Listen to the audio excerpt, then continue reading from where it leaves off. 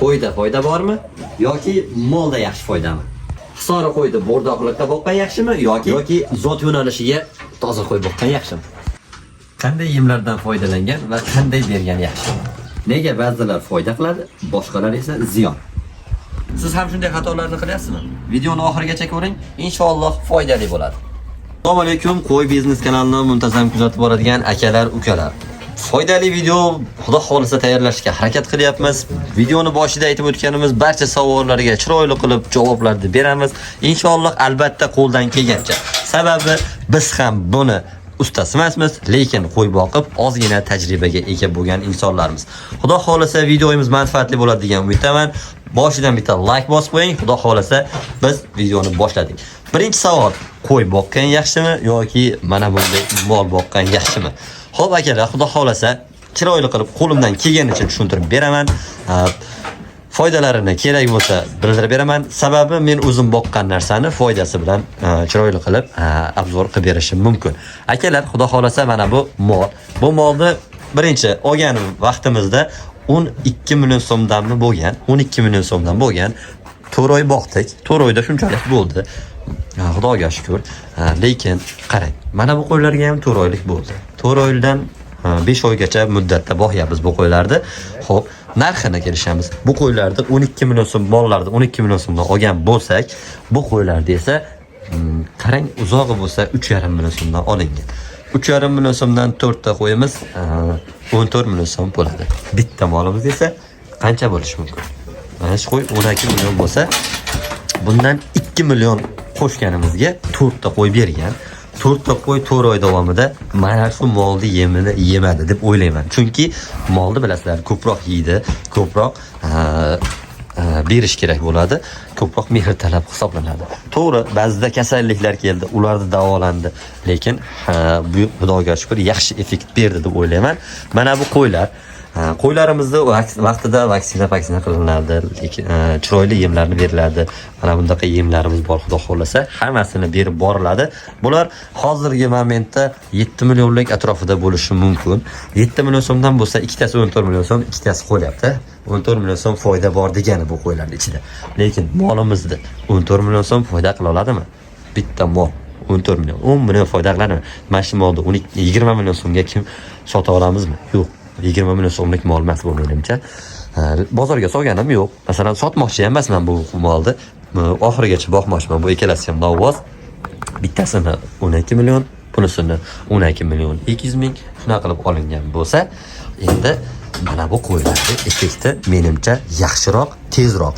To'g'ri, buni novvosimiz ham xudo xolasa maqsadga yetib qolsa 30 millionlik, 40 millionlik mol bo'ladi. Lekin buning uchun ko'proq vaqt sarflash kerak. Ko'proq boqish kerak. Bu olganimizda kichkina bo'zak edi. Lekin menimcha foydali bo'lib, yaxshi effekt berdi. Men ham yomon demayman. Berganimizga yarasha, lekin qo'y tezroq. Qo'yda ma'lumotlarni berib o'tiraman. Bitta mol 1 yildan 2 yilgacha, bitta qo'y 3 oydan 6 oygacha semiradi, yaxshi foyda beradi. Mana bir qator qo'ylarimiz ko'ryapsiz. Xudo xolasa qo'y ham boqaman, mol ham boqaman. Ikkinchi savolimiz keladigan bo'lsak, hisori qo'y boqqan yaxshimi bo'rdoqlik go'sht yo'nalishiga yoki Edelbay, Arashan, zotli qo'ylardan boqqan afzalmi? Xo'p, akalar, mana bu yerda hisori qo'ylarim bor. Nari chekkada o'sha zotdor qo'ylarimiz bor. Xudo xolasa bir qator ma'lumotni beraman. Bular o'zimizning tojik sort hisori qo'ylar. Bular bo'rdoqlik yo'nalishiga, ba'zilar zotga olsa ham bo'ladi deydi. To'g'ri, chunki mana bu qo'ylar zotga nimaga bo'lmaydi? Qarang, juda chiroyli vaj. Xudo xolasa yaxshi effekt beradi, yaxshi go'shtdan beradi. Ham zot olasiz, ham go'sht yo'nalishiga boqasiz. Hop, ularning narxini aytib o'tishim mumkin. Hozirgi momentda mana shu qo'ylarda bozorda 6 million, 6,5 million so'm. Boring 5,5 million so'm bo'lishi ham mumkin. 5,5 milliondan 6,5 million ichida sotiladi bu qo'ylar. Lekin buni qo'zisini masalan arzonroq olganmiz. Mana shu qo'ylarni ham aksariyatini 3 million, 3,5 million so'mdan olinganda, boqildi 2 oy, 2,5 oy, 3 oylik bo'lib qoldi, boqqanimizga. Lekin mana bu yerda mana Xudo xolasa sekin mana bu qo'ylarni ko'rsataman. Mana bu qo'yimizni qarang. Olganimizga 2 oy bo'ldi, 6 millionlik qo'y. 6 million so'mga olganman. Qarang, Xudo xolasa zotga deb olingan. Uzunligi ham yaxshi. lekin hali ham semirishdan darak yo'q. Faqat o'syapti, yeyapti. Mana bu qo'ylarimiz mana ko'rib turibsiz. Xudo xolasa bu ham zotga yakka ham boqyapmiz. Uzoq yurmasligi uchun, yemgan yemini tezroq sarf qilmasligi uchun. Mana bu yerda mana Qirg'izistonda zotli qo'ylardan olib kelganmiz. Bu ham hammasi Qirg'izistonniki.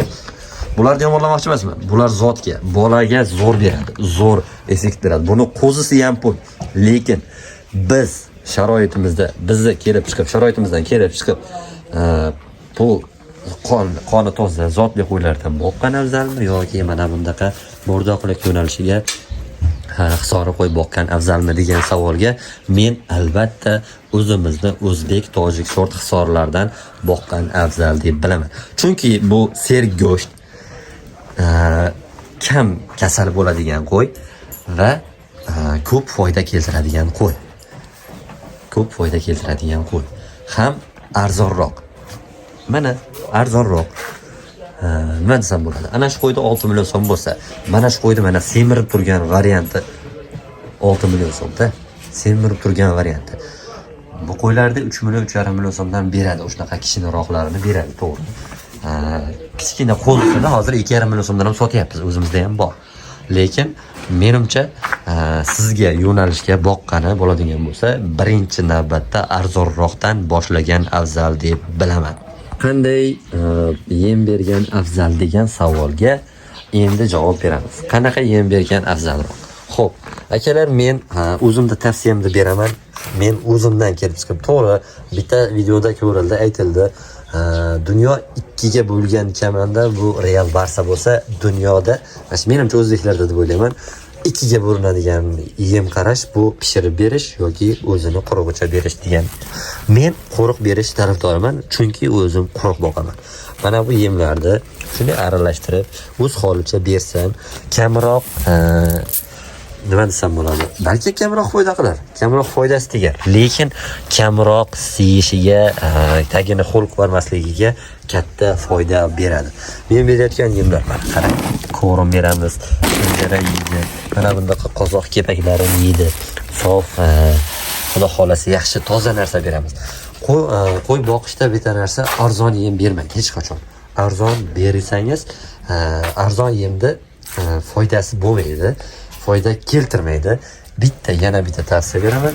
Mana bunaqa somon pris bergan men uchun afzal deb bilaman. Sababi o'zim bildim bu narsani yaqinda. Chunki qo'ylarim ko'p bo'kishni boshladi. Katta qo'y bo'lmaslik kerak. Oldiga ortqizib beraman-da asosan men. Mana bunaqa haligi ortib turadi, mana bunaqa yemlari xotirjam turadi, o'zi kelib yeb ketaveradi. Keyin birdaniga bo'kishni boshladi. Keyin veterinar chaqirdik.